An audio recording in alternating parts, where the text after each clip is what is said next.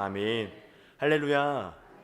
토요일 새벽 이 시간 기도의 자리로 나오신 모든 성도님들과 온라인으로 함께 예배드리시는 모든 분들에게 하나님의 크신 은혜와 평강이 가득하시기를 주님의 이름으로 축원합니다.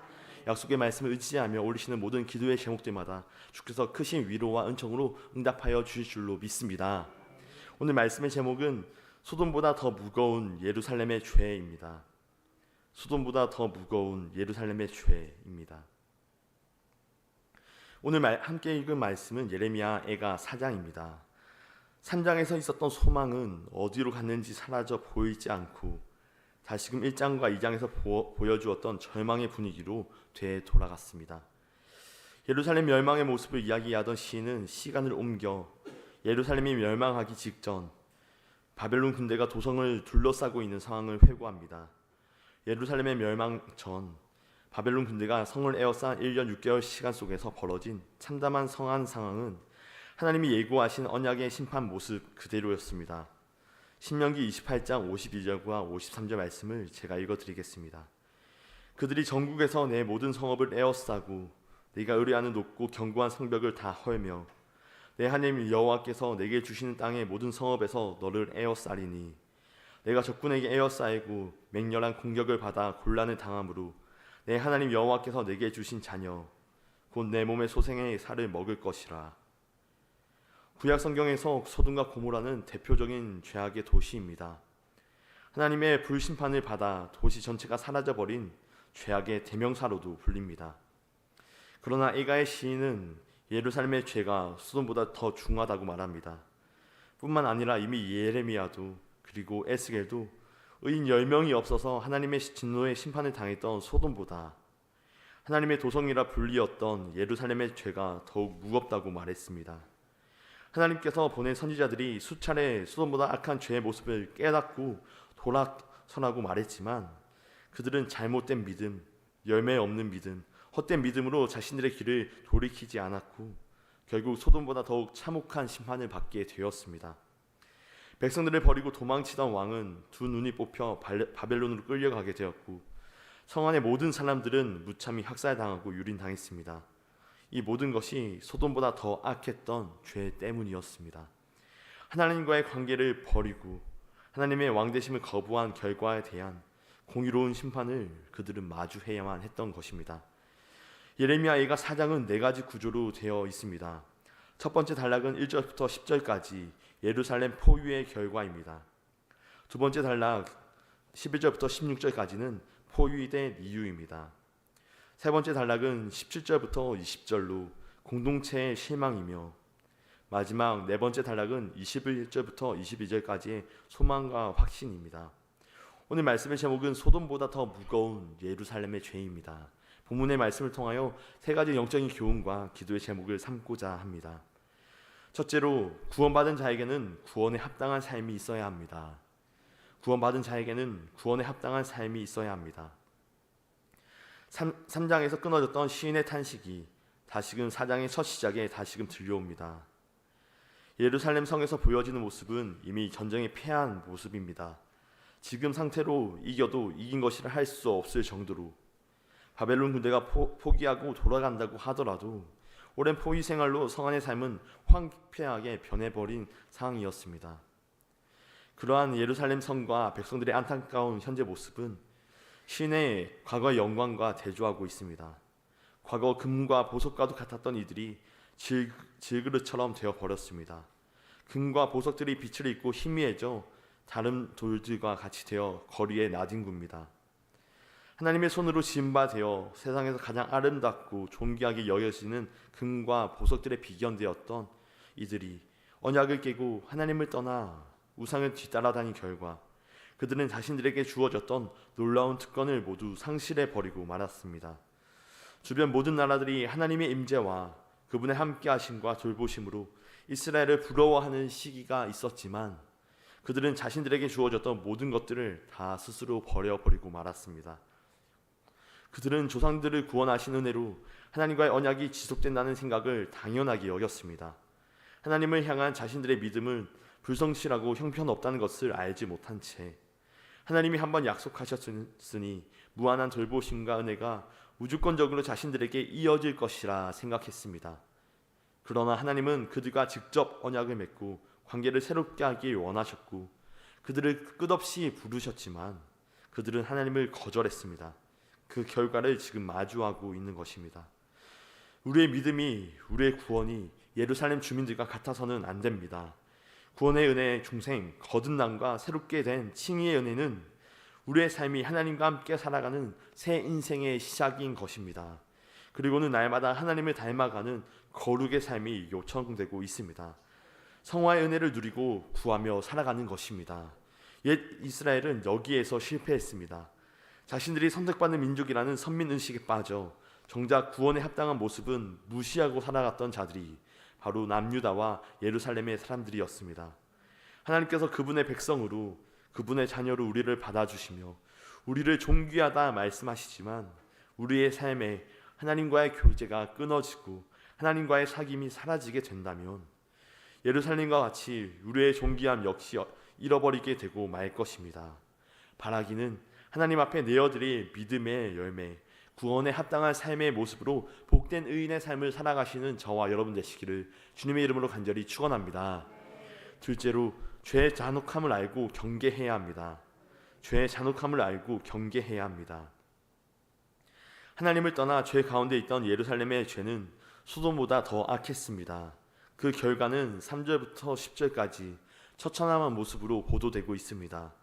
3절에서 예루살렘은 두 가지 동물로 표현되는데 먼저 하나님의 심판의 상징이자 혐오의 존재로 여겨졌던 들깨로 표현됩니다. 들깨조차 자녀를 돌보지만 예루살렘은 그렇지 않습니다. 이어서 예루살렘은 광야의 타조로 표현되는데 들깨보다 못한 모습을 보입니다. 타조는 성경에서 자녀를 버리는 잔인한 존재로 묘사됩니다. 지금 하나님의 도성 예루살렘, 시온이 자비를 잃고 잔인해져 버렸다고 이야기하고 있는 것입니다. 4절과 10절은 타조와 같은 예루살렘의 실상이 어떠한지 더 구체적으로 보도합니다. 4절에서는 아기와 어린이들에게 먹을 것을 주지 않는 잔인한 부모가 등장합니다. 먹을 것을 주지 않는 비정한 모습을 말할 수 있고 그 정도로 아기를 돌볼 수 없는 극한의 상을 말해주는 것일 수도 있습니다. 그러나 본문 맥락을 놓고 볼 때 자기의 먹을 것이 없어 아이들도 주지 못한다는 의미가 더 강하다고 볼 수 있습니다.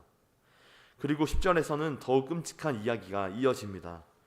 자녀를 자기의 손으로 잡아먹는 어머니들이 있다는 것입니다.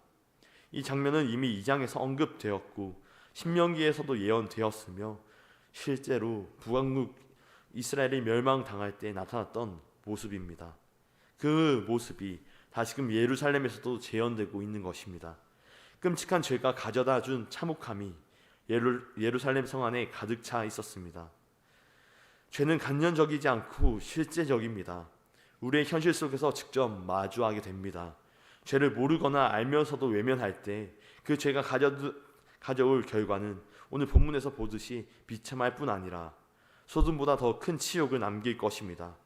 위대한 종교개혁자 마르틴 루터는 죄를 인식하는 것이 구원의 시작이다라고 말했습니다. 죄의 잔혹함을 깨닫고 죄가 가져다주는 파멸을 경계하는 것이 진정한 신앙인의 자세라는 것입니다. 유명한 청교도 목사님인 리처드 백스터도 죄가 당신을 죽이기 전에 먼저 당신의 죄를 죽이라 라고 말했습니다. 죄에 대하여 깨어 경계할 수 있는 방법은 오직 빛이신 하나님의 말씀이 우리의 말씀을 조명하시고 성령의 은총으로 깨닫는 것인 줄로 믿습니다. 이스라엘이 실패했던 언약을 하나님은 그리스도를 통해 우리 마음에 다시 새기셨고 성령 하나님께서 우리 안에 내주하셔서 우리의 죄에 대해 탄식하며 주의 길로 인도해 주신 줄로 믿습니다. 바라기는 언제나 성령과 말씀으로 충만한 삶으로 죄를 경계하라는 엄중한 주의 말씀을 신실하게 지켜가시는 저와 여러분 되시기를 주님의 이름으로 간절히 축원합니다. 끝으로 하나님께 참된 소망을 두어야 합니다. 하나님께 참된 소망을 두어야 합니다. 오늘 참담한 예루살렘의 모습에는 일반 대중의 모습뿐 아니라 심판의 원흉이었던 지도자들의 모습도 함께 나옵니다. 자신들의 권세가 무궁할 것이라 여기고 하나님의 심판 메시지를 거부하고 한착해 여겼던 남유다의 지도자들, 왕과 선지자, 제사장들 역시 공의로운 심판 앞에 한낱 마른 막대기 같은 인생이었습니다. 하나님의 심판은 왕으로부터 어린 생명에 이르기까지 동일하게 진행되었습니다. 예레미야를 통해 수없이 왕을 향한 하나님의 진노 메시지가 전해졌지만 하나님의 말씀이 담긴 두루마리를 불에 태우고 멸시하였던 왕은 정작 멸망의 상황에 백성들을 버리고 도망치는 선택을 합니다. 그러나 하나님의 심판을 피할 수 없었고 그는 바벨론 군대에 잡혀 자녀들이 죽는 동시에 두 눈이 뽑히는 결과를 맞이해야 했습니다. 그러한 모습에 대해 20절에서 예루살렘 모두가 어떤 믿음을 가지고 있었는지 확인할 수 있습니다. 그들은 왕을 특별하게 여겼습니다. 하나님의 기름 부음 받은 자는 분명 중요합니다. 그러나 사람보다 중요한 것은 기름 부으신 분 하나님이신 줄로 믿습니다. 사람이 기름이 중요하지 않습니다. 하나님을 중요하게 여겨야 합니다. 그러나 오늘 시인을 비롯한 예루살렘 사람들의 문제가 여기서 나옵니다. 이들은 기름 부어 세워진 왕을 그들의 호흡처럼 여깁니다. 무주권적으로 의지할 대상, 생명을 위해 반드시 필요한 존재로 여겼던 것입니다. 하나님은 이스라엘에게 왕을 허락하실 때 이러한 일들을 경계하셨습니다. 왕의 교만함, 또한 백성들의 잘못된 믿음, 이 모든 것이 어우러져 이러한 비극을 낳았던 것입니다. 우리가 소망을 두어야 할 곳은 오직 하나님이신 줄로 믿습니다. 그러나 우리는 계속해서 세상의 도전을 받습니다. 눈에 보이는 영웅을 만들고자 하고 손에 잡히는 증거가 있어야 안정감을 얻을 수 있다는 도전을 마주하는 것입니다. 그러한 삶에는 모든 것이 숫자로 표현되고 경제적인 이득에 삶의 가치를 투영하게 만듭니다. 그러나 하나님은 우리에게 세상과 다른 길을 걸어가라 말씀하십니다. 눈에 보이지는 않지만 우리에게 하나님의 가치로 세상을 새롭게 하며 회복시켜 가자고 하십니다. 그와 같이 하나님만을 소망으로 삼는 인생, 저와 여러분들이 나아가야 할 삶의 자리인 줄로 믿습니다. 바라기는 어떤 유혹, 어떤 도전에서도 하나님께 소망을 두어 모든 선택의 순간 하나님과 그분의 나라를 택하시는 복된 삶을 살아가시는 저와 여러분 되기를 주님의 이름으로 간절히 축원합니다. 기도하겠습니다. 살아있는 소망이 되시는 하나님, 오늘 새벽도 우리에게 새 생명 주시고 말씀을 통해 주의 길로 인도하여 주심에 감사드립니다. 우리의 삶에 주께서 베푸신 구원의 증거가 있기를 원합니다. 입술의 고백과 함께 삶에 드러나는 아름다운 믿음의 열매로 말미암아 구원의 은혜와 기쁨을 증거하는 삶이 되게 하여 주시옵소서. 우는 사자처럼 우리를 삼키고자 달려드는 사단의 도전과 유혹 속에서도 우리의 마음을 지키게 하여 주옵시고 주의 말씀과 성령으로 충만하여 승리하는 삶, 하나님만을 소망으로 삼는 복된 인생 되게 하여 주시옵소서. 이 시간 주님의 전에 간절한 기도의 제목과 함께 올려드리는 귀한 예물들이 있습니다. 이 예물이 쓰이는 곳마다 하나님 나라가 확장되어지고 복음을 통한 생명 구원의 역사가 가득 넘치게 하여 주시옵소서. 드린 손길 위에도 주께서 늘 함께하여 주사 하늘의 복과 은혜가 충만한 삶으로 인도하여 주시옵소서. 오늘 하루 생명 주신 모든 시간 가운데 함께하여 주실 줄로 믿고 감사드리오며 우리 구주 예수 그리스도의 이름으로 기도하옵나이다. 아멘.